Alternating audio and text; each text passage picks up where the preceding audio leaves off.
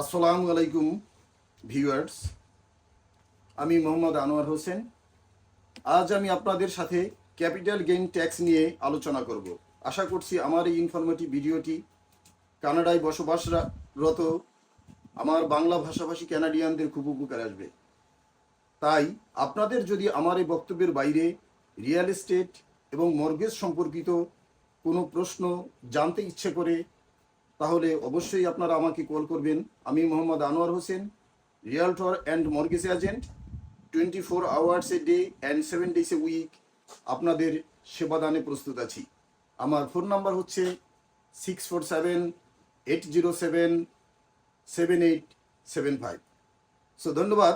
এখন আমি আলোচনা করব ক্যাপিটাল গেইনস ট্যাক্স সম্পর্কে, কারণ সম্প্রতি ফেডারেল গভর্নমেন্ট কিছু পরিবর্তন এনেছেন ক্যাপিটাল গেইনস ট্যাক্সের উপরে।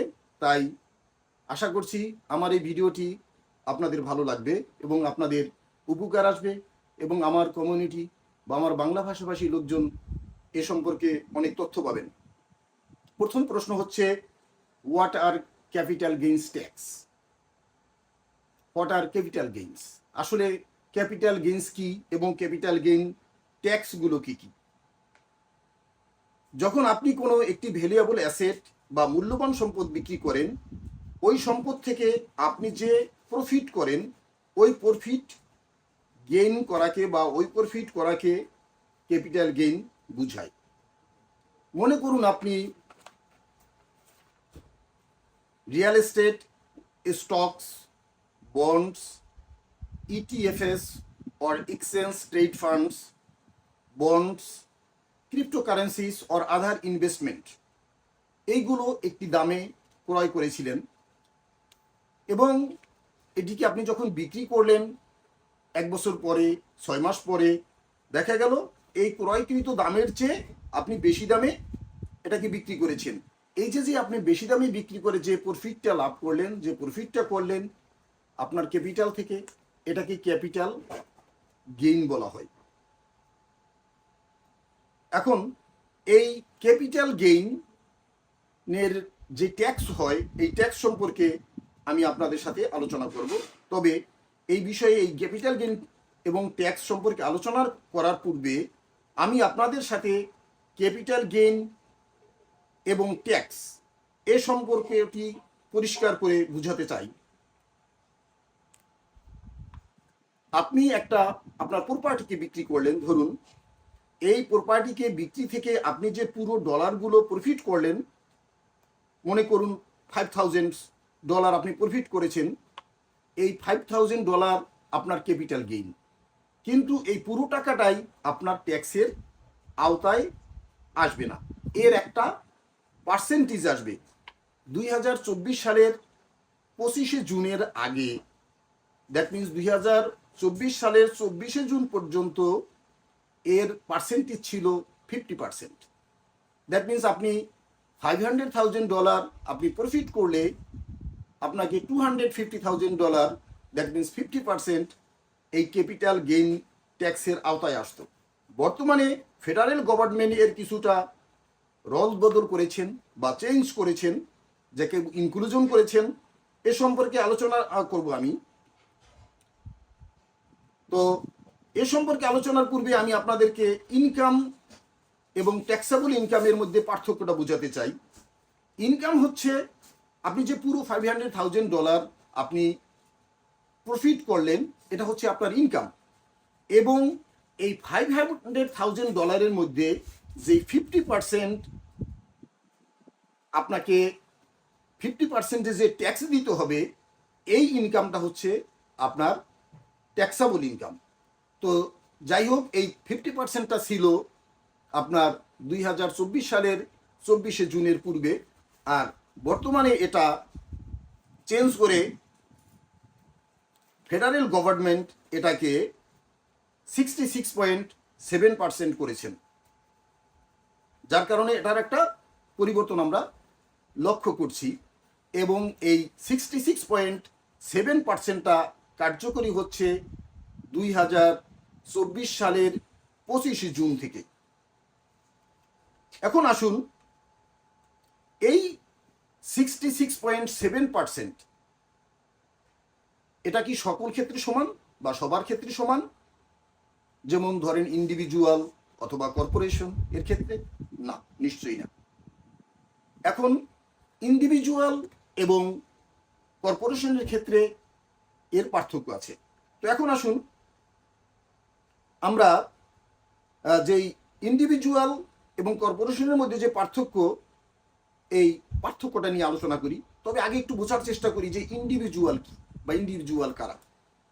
আপনার বা আমার মতো সাধারণ ক্যানাডিয়ানরা হচ্ছে ইন্ডিভিজুয়াল, যারা কানাডায় বসবাস করছি, আমাদের কোনো কর্পোরেশন বা ব্যবসা প্রতিষ্ঠান নেই, আমরা একটা বাড়িতে আছি যেটা আমাদের প্রিন্সিপাল হোম, আর একটা বাড়ি অনেকে কিনেছি যেটা আমাদের ইনভেস্টমেন্ট প্রপার্টি হিসেবে বা সেকেন্ড হোম হিসেবে। ধরুন আমরা সেকেন্ড হোমটাকে বিক্রি করলে এর যেই একটা অংশ আমাদের ক্যাপিটাল গেইনের ট্যাক্সের আওতায় আসবে, এটা হচ্ছে আমাদের বিবেচ্য বিষয়।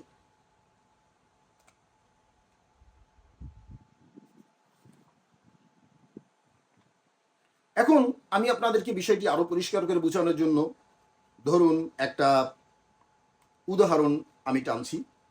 সেই উদাহরণের মাধ্যমে আশা করছি আপনারা আরো বুঝতে সুবিধা হবেন যে ইন্ডিভিজুয়াল যারা আছেন তাদের যে ক্যাপিটাল গেইনটা দিতে হবে, এটার আপনার 250,000 পর্যন্ত আপনাদেরকে দিতে হবে 50%, এবং 250,000-এর উপরে আপনি যদি কোনো গেইন করে থাকেন সেটার আপনাকে 66.7% আপনাকে ট্যাক্স প্রদান করতে হবে। আমি ধরুন একটু উদাহরণ দিচ্ছি। ধরেন মিস্টার হোসাইন, আপনি মিস্টার হোসাইন একটি প্রপার্টি বিক্রি করলেন $500,000, আপনার ক্যাপিটাল গেইন বা প্রফিট করেছেন।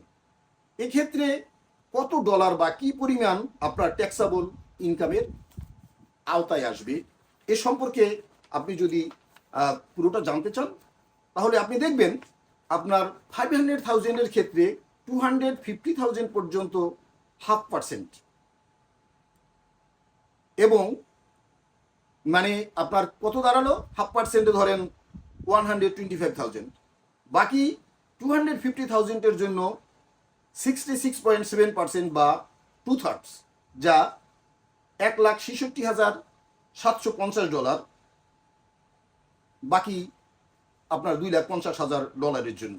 এখন টোটাল আপনার ক্যাপিটাল গেইন ট্যাক্সের আওতায় আসতেছে প্রথমে 2,50,000-এর জন্য 50%-এ 1,25,000, প্লাস পরের 2,50,000-এর জন্য 1,66,750, ইকুয়াল টু এসে দাঁড়াচ্ছে আপনার $2,91,750।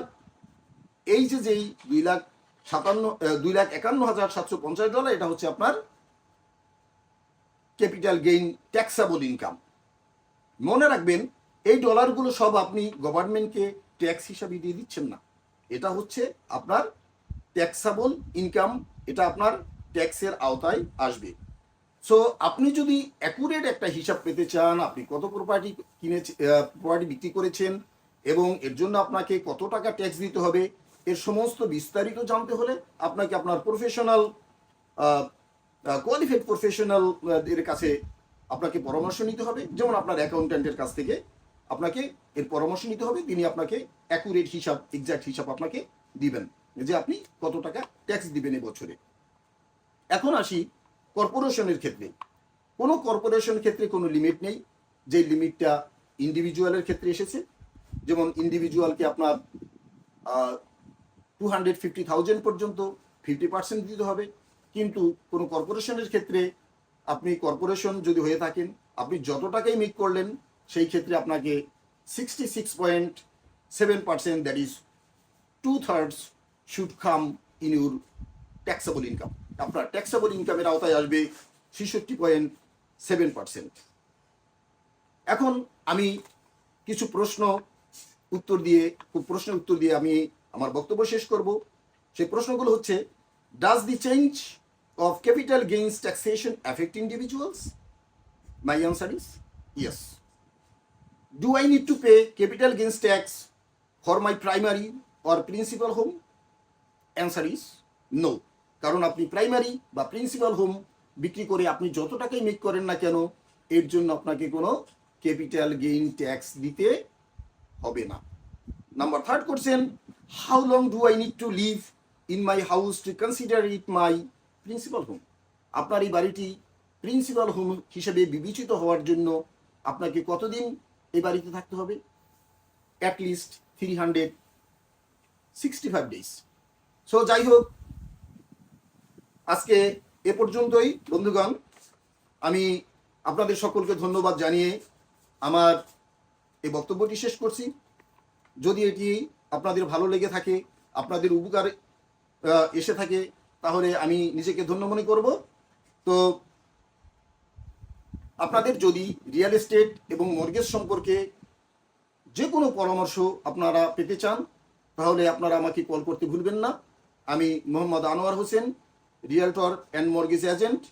আমার ফোন নাম্বার হচ্ছে 6478077875, অথবা আপনারা আমাকে ইমেল করতে পারেন anwar.realestate22@gmail.com। Thank you very much. Have a nice day. Wish you the best.